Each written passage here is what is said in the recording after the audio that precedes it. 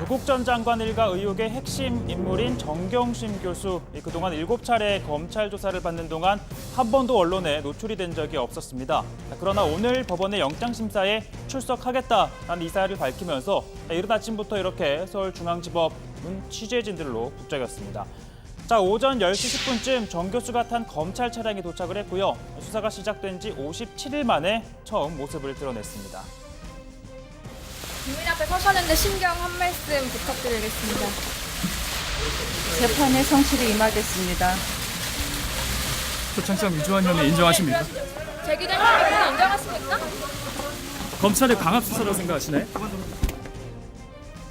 자, 영장심사는 송경호 부장판사가 담당하죠. 현재 신문 절차가 약 7시간째 이어지고 있는데요. 이걸 마치는 대로 이 양측의 의견 등을 토대로 심리를 할 겁니다. 자, 송 부장판사 고심을 거듭할 것으로 보이는 만큼 구속 여부는 오늘 밤 늦게 또는 내일 새벽쯤 결정될 가능성이 큽니다.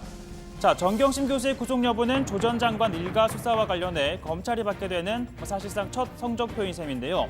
구속심사장에선 검찰과 변호인단의 치열한 한판 승부가 지금 이 시각까지 벌어지고 있습니다. 자, 검찰은 정경심 교수에 대해 11가지 혐의를 적용했지만 정 교수 측은 입시 문제와 사모펀드 의혹 이 두 개를 나눈 것에 불과하다라고 했죠. 자, 검찰은 또 표창장 위조에다가 또 이를 입시 부정에 활용했다라는 혐의를 강조했지만 정 교수 측은 향후 재판에서 이건 해명될 문제라는 입장입니다. 또 검찰은 고위공직자 배우자가 이 미공개 정보를 이용해 주식 등을 차명으로 사는 등 사안이 중대하다라는 점도 부각한 것으로 보이는데요. 정 교수 측은 이 앞서 구속 기소된 오촌 조카 조범동 씨의 범죄를 무리하게 더 씌운 것이라고 주장합니다. 검찰은 또 PC 하드디스크를 숨기는 등 증거인멸을 시도한 것으로 봤지만 정 교수 측은 이 사실관계를 확인하고 해명하는 과정이었다라고 반박한 걸로 전해지고 있습니다. 특히 변호인단은 정 교수가 지금까지 검찰 조사에 성실하게 응한 만큼 도주 우려가 없고 또 광범위한 압수수색으로 증거가 상당 부분 수집된 점도 구속할 필요가 없다는 주장에 근거로 제시한 것으로 보입니다. 자, 이 같은 양측의 혐의 다툼과 함께 뇌종양, 뇌경색 등 정 교수의 건강 문제도 구속 여부의 주요한 변수로 작용할 것으로 보입니다. 처장님, 이러한 건강 상태를 사법부에서도 참조하는 것은 사실이죠.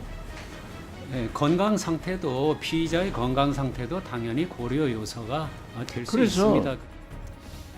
네, 민주당은 구속심사에 대한 공식 입장은 내놓지 않고 있는데요. 이 구속 여부를 지켜본 다음 그에 따른 입장을 밝힐 것으로 보입니다. 반면 야권은 사실상 구속은 불가피하다라는 점 강조하고 있습니다.